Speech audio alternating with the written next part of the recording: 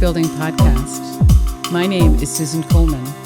I'm a global coach, mediator, and the host of this podcast. Join me as I interview today's most creative, courageous, and sometimes outrageous mediators, coaches, entrepreneurs, and out-of-the-box thinkers whose work, whether intended or not, is building peace. Tune in for pure inspiration as we explore the best stories, the best practices, the best ideas of a new world emerging.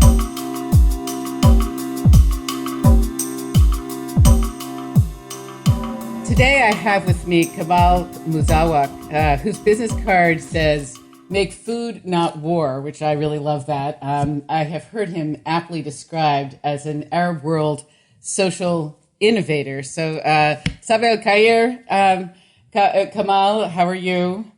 I have to guess what you're saying, Susan. It's Sabah al-Khair. Oh, Sabah al-Khair. Okay. Thank you for making the effort. It means good morning. Good morning. And literally, it means a morning of blessing. It's very nice. Lovely. So Kamal created the first farmers market in Beirut, Lebanon, which is called Souk El Tayeb. Did I pronounce that one right? That's perfect, Susan. Bravo. Okay, good. Which means the market of good. And because he grew up in the midst of the Lebanese Civil War, I think he knows pretty much firsthand about what kind of actions can build peace. I met him sometime, I don't know, I think it was this spring, Kamal. Does that sound right to you? Like something like that. At the Glynwood Center in the Hudson Valley of New York, which supports food and agriculture throughout the Hudson Valley. And we were being served this amazing meal to die for, which was prepared by Kamal and his staff. I can't remember exactly what was on the menu, but it was quite a spread.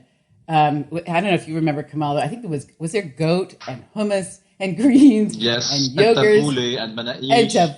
Oh yeah, and it's a woman of Tawli. It's not my staff. I don't have a staff. It's a wonderful woman that cook at Tawli. Women from different villages. I had with me Georgina and Rima, both from two different parts of the country, from the north and from the Shuf Mountains. And we were all cooking together, all the wonderful producers of the Hudson Valley, into a Lebanese way. Anyway, it was such a beautiful meal. And then Kamal gave a talk about what he was doing. And really, pretty much the minute he opened his mouth, I knew he was perfect for this podcast. As what he really cares about is bringing people together across what have been huge divides in Lebanon of culture, religion, etc. And what he says is, in a country as divided as Lebanon, nothing can bring people together as much as land and food. In the midst of really divisive political tensions, which are still prevalent after the Lebanese Civil War, which was from 1975 to 1990. You can correct me if any of this is wrong, Kamal. And the continuing conflict between Lebanon and Israel, Kamal began Souk El Tayeb, which is the first inexpensive organic food market in Beirut. But more importantly, it serves as a platform for the people of Lebanon to forge a unified Lebanese heritage and identity based on their shared cuisine. It's a place where, regardless of the religion or ethnic heritage, which could be Druze, Shiite, Sunni, Maronite, Greek Orthodox, Jew, the diverse people of Lebanon are united around a food experience. Lebanon's tumultuous history of diversity and conflict has resulted in low agricultural production, massive internal migration, inadequate agricultural policies, and ethnic divisions. For each of these problems, Kamal's approach is part of a solution. Branching from Souk El Tayeb, Kamal has begun a farmer visit, an exchange program, a cultural tourism program, a producer restaurant, educational programming for youth, and inclusive national festivals to promote reconciliation in Lebanon. While Souk El Tayeb is based in Beirut, due to Lebanon is like basically it's the size, it's a tiny country if you're not familiar with the geography here. Farmers from the Niha Mountains to coastal Saida can join together at weekly farmers markets. Additional programs branching from the market, such as the Farmers Exchange Program, also connect farmers from across Lebanon in their own homes and transnationally with investor networks in London, Galway, Amsterdam, New York, and Latakia. Based on the market success of Souk El Tayeb in Beirut and the impact of its related initiatives in other parts of Lebanon, Kamal is working to introduce producers' restaurants in Dubai and farmers' platforms in Saudi Arabia, using cuisine traditions and customs as a unifying social and cultural catalyst, while also empowering and generating income to small-scale farmers and local communities through food. Kamal is I like this, is scaling peace in the Middle East. So is that anything else you want to add to? I mean, that's I'm sure we'll fill it out as we have our conversation. But I don't think I have something to add. There is nothing to add.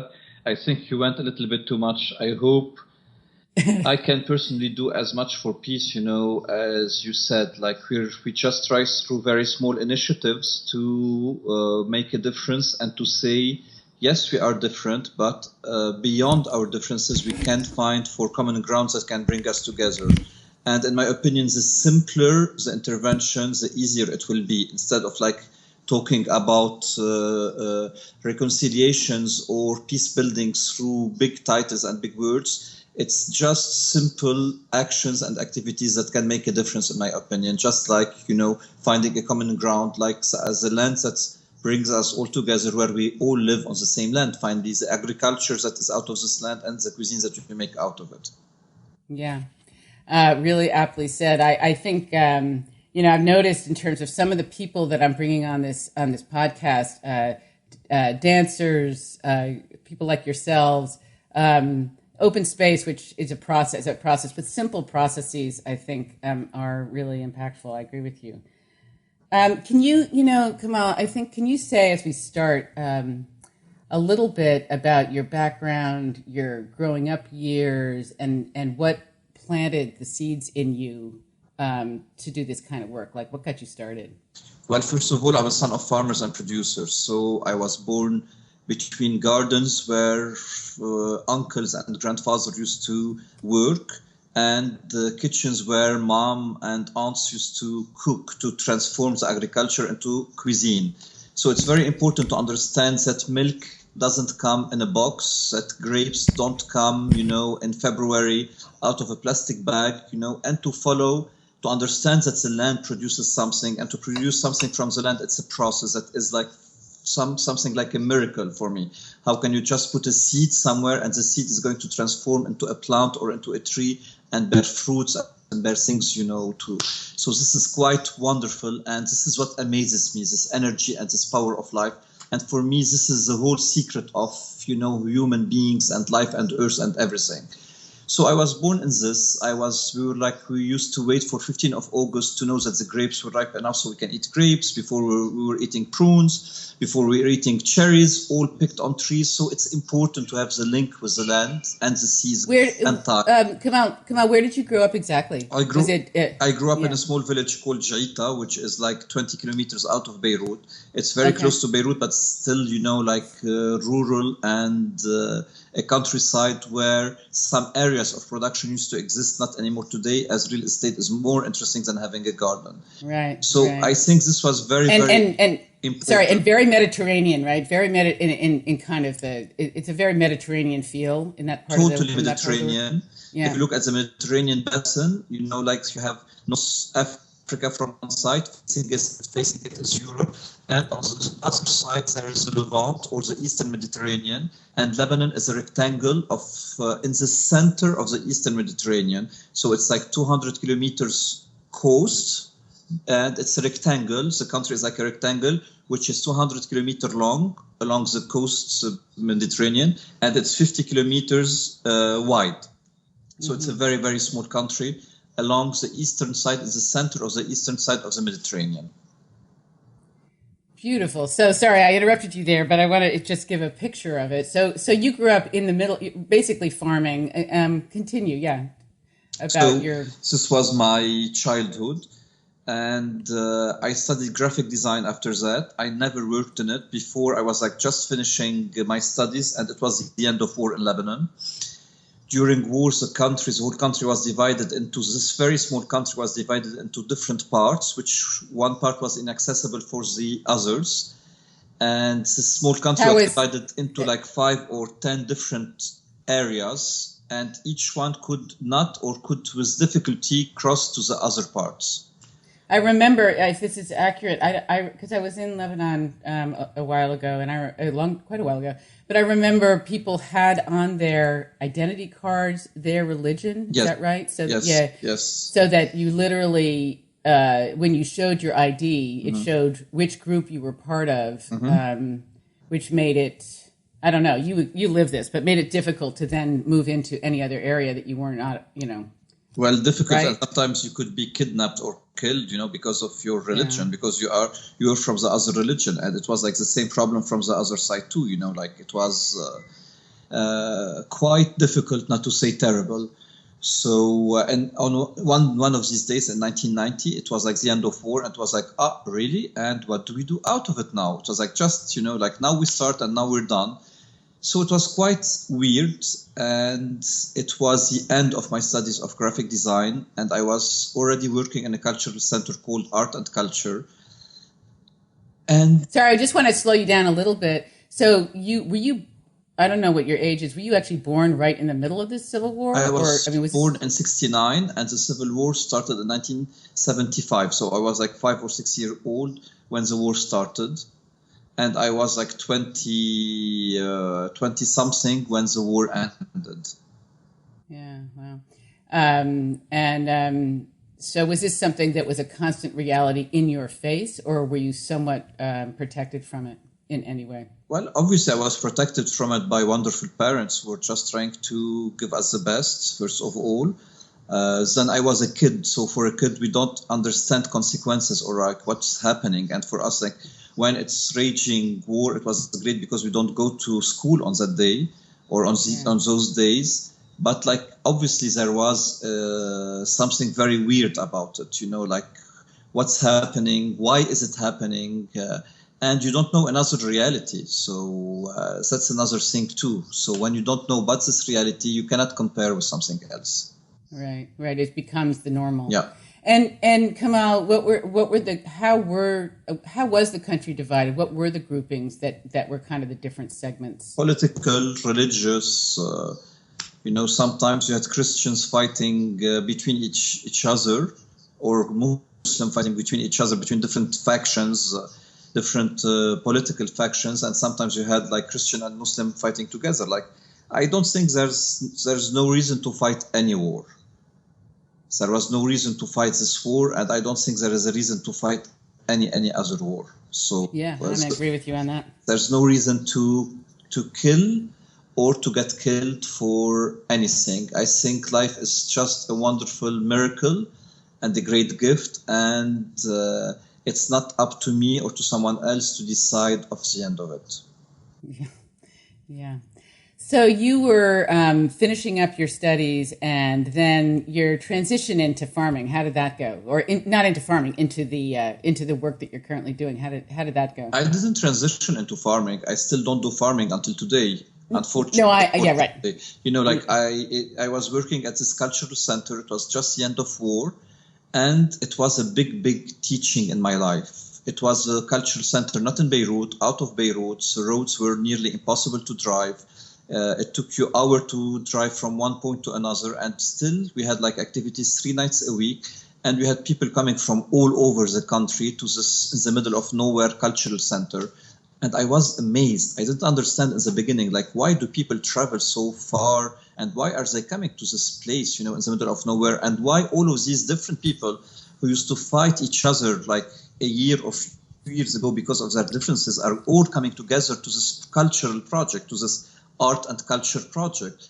And I understood the importance of having a common ground and how we can, look for similarities beyond differences. So this was a great teaching in my life.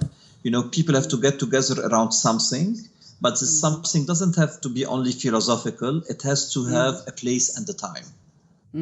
So this is how you can bring people something to federate, people. So people by then would get together, even if they are different as of their skin color, their race, their color, their religion, their political background, whatever. They can be different, but they can find or look or work around a common ground beyond their differences. So these people who were coming from all over Lebanon, from regions that were in conflict and in war like a year ago, were now like getting together around art and culture, It's amazing. So, it's really amazing.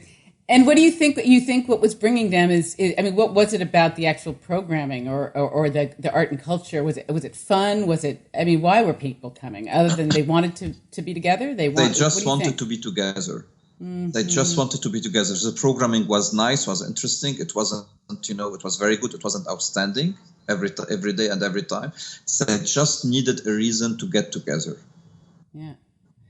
So so that's so continue. Yeah. So then, how did this morph into where you are today? So after that, someone asked me to write a guidebook about Lebanon, this country that we used to know but like never visited. And I toured the country for 2 years. I had like a beautiful old American Oldsmobile, old car, and that sounds pretty good. Yeah, it was like a ship moving, And I drove all along this country that I heard so much about but never visited before. And I drove all around it, like researching, discovering, writing about it, researching for the book. And I was amazed. There was obviously many very interesting things, historical site, archaeological site, natural sites. But the most interesting and wonderful thing was the people themselves and how wonderful they all were and how different they were, but how the same at the same time they were, all of them. And if you come to them with like open heart and open arms, they would have wider hearts than yours. And if you come with them, with a gun, they would, or with aggressivity, I mean, they would be more aggressive than you are. Yeah. So you didn't feel any at that point, even though it was really pretty new. You didn't feel any animosity towards you because of your particular group. At all. Yeah. Yeah. Amazing. So, I love this image of you driving around the country in probably a car that was because that terrain, that environment, cars probably last a long time, right? Yeah. Yeah. Not they don't decay they don't decay like they do where I live, So you're driving around and you're just finding that people were really open-hearted and welcoming to you. And so then, how did this continue on? So it was a lot about food, and I started looking at food at a very different way. I was always passionate about food, and I was always, passionate about the metamorphosis about food. I remember when I was a very, very young kid where I tried to make a cake, and I was always amazed. How can you take like simple, stupid ingredients, like a little bit of flour, a little bit of sugar, eggs, and and you can transform them into something as wonderful as a cake. I was amazed. Voila. So one day I took an egg, a little bit of sugar, a little bit of flour. I mixed them all together. I put them. I need a mold, I put them in a tuna tin, and then I put the tin over the gas. So I gave it the cake mold, I gave it the fire, the heat that it needed, and the ingredient, and everything was there. And it burned. I didn't understand why. So I was always, I think, amazed by the metamorphosis of the cuisine. I was always amazed by the generosity and by the wonder of life through agriculture, through the land. How can you have like a vine tree and then it gives grapes? Like, how is this possible? How do you plant parsley seeds and then it's going to be parsley? It's like amazing. What a transformation, what a miracle it is. It always I think here, bewildering. Sorry. For some reason, I'm thinking about oak trees around here, which I don't know if you're familiar with them, but there are these just tiny little seeds, and then these absolutely enormous trees grow out of them. Absolutely. So it's the agriculture and then the metamorphosis that happens into the kitchen itself, the cuisine itself. So from that, I started travel writing about Lebanon, and then I moved on to food writing, which is a big passion of mine. I started more and more food researching. I discovered at one point in 2000 something called slow food happening was a Salone del Gusto in 2000 happening in Torino. Can you say a little bit about what that is for the listeners? Well, slow food is somehow, like in very simple terms, like the Greenpeace of food and drink. It's an organization that started out in north of Italy, and it's very in a simple way. It's like the Greenpeace of food and drink, preserving like food traditions that started in Italy and now is spread all over the world. It's like more than 100,000 members all over the world, and they are quite active and strong in the United States, in New York, and on the West Coast, mainly with Alice Waters on the West Coast. So it was a wonderful adventure to meet Slow Food, its people, and I started collaborating and working with them. And from there, I discovered something called macrobiotics, and macrobiotics was amazing for me because it was a lot about energies of food, complementarity, and all of these, questions and all of these answers that I was looking for. And I had often questions because I'm quite a curious person. So it was from one thing to another until 2004. There was the first garden show in Beirut, and the organizers asked me to take care of the food section. So it was like at the end of the show, quite far. And I had around me like 10 farmers and producers that I used to work with, collaborate with, promote, write about. And we were like at the end of this huge show. And it was about food, about tradition, about authenticity, simple things, about things that talk to the mind, to the heart, and to the belly. And people were drawn to this place like a magnet. So after finishing the 5 days event, I said, well, we're not going to stop here. We need to go on and do something. So this is how 10 days later, I created the weekly farmers market, which I called Souk al-Tayyib. So Souk al-Tayyib was born. It started with the farmers market, the weekly farmers market that started early June on 2004 and didn't stop for not one time from 2004 until today. Wow. So today it's about the farmers market, and the organization grew much more, and we went on from one project to another all around, saving traditions, bringing people together and celebrating what can be done by all of these different people together. So, Kamal, if you could zero in on what you see happening, or a story, or something where you're bringing different groups together, and the impact that you have observed, or any story, specific story like that, does that seem possible? Tawle is a farmer's kitchen. We started Souk al-Tayyib as an organization in 2004 with a farmer's market. So we started the farmers market in 2004, and then we went on in 2007 to do the regional food festivals that we call Food and Feast. And it was about going to the region and celebrating the typical products and traditions of the region. And during these Food and Feast festivals, it was at noon we had to have lunch. So it was the women of the village who were preparing the lunch, the good cooks. So these lunches started having a great success. So this is where we said, why do we have to wait one time a year to go to Cherry Village and to, have the Cherry Village lunch? We're going to have it more often. So we started the Tawle project. Tawle means table. So it's a farmer's kitchen. It's like a restaurant where every day it's a different woman from a different village who would come and cook to the traditional food of her own region or her own village. So with Tawle, it's a group of women from different regions, different villages, and each woman would be every day of the week in Beirut. Now Tawle exists in Beirut and in different Lebanese regions all around the country. And these obviously were regions that had previously been in conflict with each other. Obviously. So I get to your zero story, and I think, for instance, of Zainab, who's, a veiled Shiite woman from the south. We know she is religiously involved, because she's veiled in the Muslim way. And then there is Rima. Rima Masoud has a name which is not Christian, not Muslim, just like mine. I'm Kamal Mouzawak. You don't know what I am. I don't have a defined name religiously, let's say. And then there is Georgina, who is from a Christian village in the north of Lebanon. So we were working today, one day, the four of us in south of France in 2013, doing a wonderful event during Marseille Capitale de la Culture. And at one point, Rima was saying, yes, for this Druze feast, we do this kind of cookies. And Rima and Zainab were very close and very friend together. And Zainab, as I already said, was quite involved, religiously. And Zainab told her, you're Druze? I never knew you were Druze. So these two women were working together for years. And I didn't know the religion. We knew the religion of Zainab because, she's veiled and she's from a Shiite village. But even Zainab, who is religiously involved, didn't even wonder or ask what Rima's religion was. Irrelevant.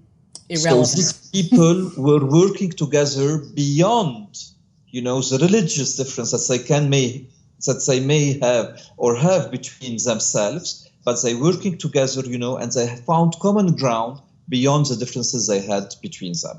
And this is what I find wonderful. Yeah, absolutely beautiful thing. And then how have you seen it play itself out? How have you seen it play itself out throughout the country? Well, all these stories are nice, Susan. The introduction you did is wonderful. But by the end of the day, yes, it's sure about make food, not war, And when you talk about how is it, spreading itself all around the country is not blessed with people like Zainab or like Rima. Yeah. So reality is far from this. These are exceptional stories that you may tell, we may talk about or write about. But unfortunately, it's not the case for the majority. We need to do more and more examples of this and say this can be possible for others to try to do the same. But it's not the reality. The reality to start with, we need basic rights, basic human rights. We need all to believe in the same ethics, and rights that go beyond any religious difference or political difference or any kind of difference. So people from whatever region, religion, political background, race, color, anything, should have and might have, the same rights and share the same values and the same ethics. So what's currently happening is that there isn't something that's sort of a solid base that is kind of a platform for everyone to be able to function together. No, unfortunately not. And not anywhere in the whole world, not only here, everywhere in the world. When I look at what's happening between, race division in the States today, lately, right. It's unbelievable. In 2016, in a country where the president, is a black man, it's unbelievable. How can we still live like it was 50 or 100 years ago? Yeah, it's unbelievable. Just shows that it was always there. It's something ignited it, and it just hasn't been resolved at all. Absolutely. Yeah. Do you feel hopeful? I mean, I know the state of agriculture in Lebanon is still, is really a mess. The state of agriculture on the planet is a mess. And you're using food and agriculture to bring people together. Do you feel hopeful that of the state of agriculture, or do you feel like it's just so under siege that it might get decimated? I think agro-industry was a great revolution, was thought to be a great revolution 50 years ago. So chemicals, monoculture, seeds, all of these issues were presented as a miracle, and as a savior for the world 50 years ago or a little bit more. And now we're starting to understand that, yes, it may be very interesting on a quantitative level, but, it costs a lot on many other levels too. And it's interesting. I don't know if you know about that, but I think so much of those the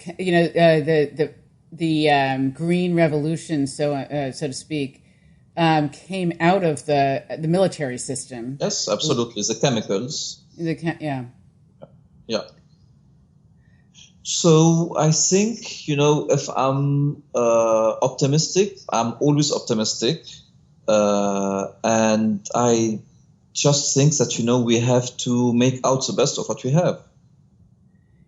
Yeah. So So tell me, one of the things that you said right at the outset, which I think was so right on, is that whatever is done, it needs to be simple. And I don't know what other lessons learned, like if you could summarize for you being somebody who grew up in the middle of true conflict. No one could argue that you're in the middle of a civil war.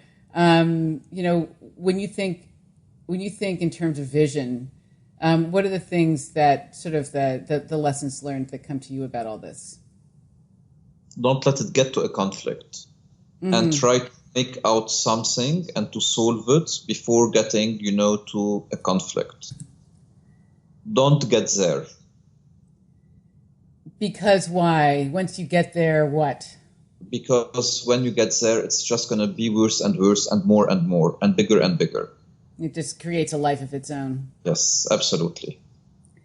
What amazes me about your story, too, is that, when I was in Beirut, and again, it was a limited amount of time, but I almost had this feeling of collective trauma in the people that I was around, like that people were almost frozen in time, there've been such intense divisions and then your story, it just sounds like that melted. So people's desire to come together happened so quickly. But of course there must have been, or a great need for a lot of healing to go on to really get to when you think about trauma, and I don't know if you think much about this, but it's people don't remember what happened, or they're not able to heal from what happened. It's really easy that it gets recreated.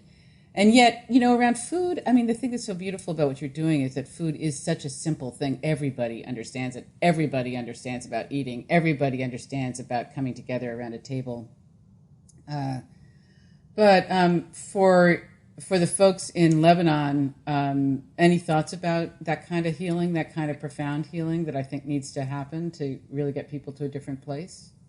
I think there was a lot of frustration and anger. Anger is still visible until today, we're constantly angry. We're definitely not Nordic people, which is all the contrary of that. We're not Danes. And then there's a lot of frustration. When something happens and you don't understand why, when you have a problem, a health problem or something, or a catastrophe, and you don't understand why, I think it was a whole nation that was frustrated of not understanding why this happened. And then again, a bigger frustration when the war ended and you didn't know why it ended, and you didn't. Why did that cause frustration? And you didn't do when it ends, and you don't do it like a healing process of forgiving or understanding. And it's just like, it ended like this. So guys, why did it start? It's frustrating. And why did it end then again? You let me go through all of this, you take my life away, you take my kids away, you take my work away. And then it stops another day, and you don't even tell me why it stopped and why it started. So a lot of anger and a lot of frustration.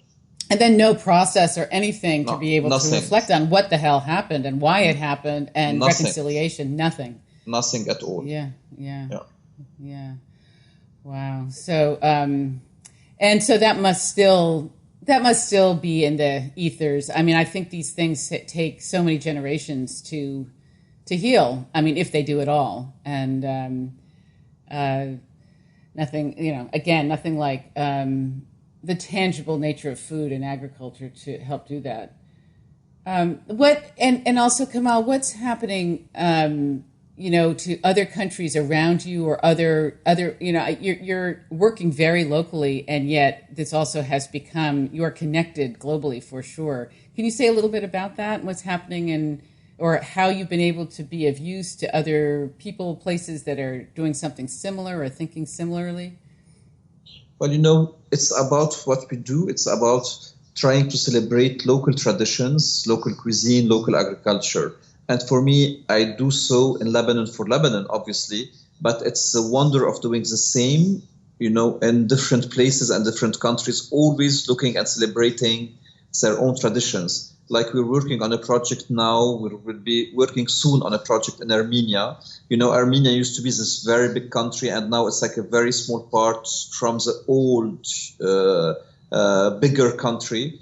It used to be part of the Soviet Union, correct? And the small country is part of the small rest is part of the Soviet Union, absolutely. So we're trying to rebuild the Armenian puzzle by bringing, because all of the people left to different areas of the world, to Marseille, to Los Angeles, to Lebanon, a lot of them to Lebanon, to Syria. So we're trying to rebuild the puzzle of the old Armenia through bringing good cooks from all of these regions, old regions that emigrated to other countries, and rebuilding this puzzle of the old Armenia through the cuisine of each and every region. Cuisine is a very simple, very understandable, and very, very powerful expression of our tradition. When you look at traditions and at history, how is it expressed? It can be expressed in different ways, like costumes that we don't use anymore, architecture that is very rare, music or singing, that are difficult to understand. The one and only expression of tradition that travels the best time and place, and that is the most understandable by people, is food itself. Italians travel to the world with pizza and pasta, Chinese with their food, Japanese with their food. Lebanese are 5 million in Lebanon, 15 million abroad. They only took with them kibbeh and tabbouleh. So it's under this angle that cuisine is interesting. And when I look at the melting pot that the United States are, it's mainly a food melting pot. When you go to New York and you see all of these different people from different regions and countries and all of the cuisines that makes, America today, it's like really a wonderful expression of one's identity and tradition. Yeah, well, melting pot or maybe salad bowl, however you want to talk about it, melting pot in that it comes together. Salad bowl is that it comes together, but it's distinct. And and what's supporting what's making the stuff in Armenia happen easily, and what's getting in the way? Any thoughts about that? No, not really. It's still a project in its very early steps. What's making it happen? The desire of some people to work around identity and food. Mm-hmm. For me, it's not a work around food. I don't care about food itself. I'm interested about food or agriculture as, an expression of identity. So this is the most important part. Right. So, Kamal, what can people do to support the work, or to support you, or what are ways that people could find out more about you and what you're doing? And is there any way that if people were inspired, that they could be supportive of what you're doing? Anything like that? Well, there's a website, soukaltayyib.com. This is to know about what we do, and we have a lot of press articles on it and what we do.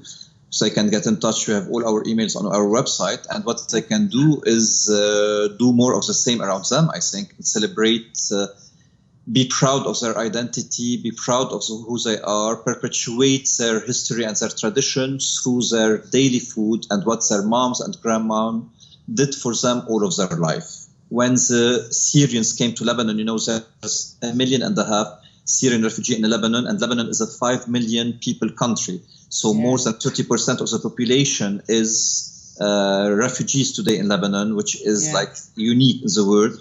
And what we did with these women is like building something around their traditional cuisine. These women came with nothing at all. These families came with nothing at all in awful conditions. And still they are something, they are someone, they have something, they have a tradition, they have a history.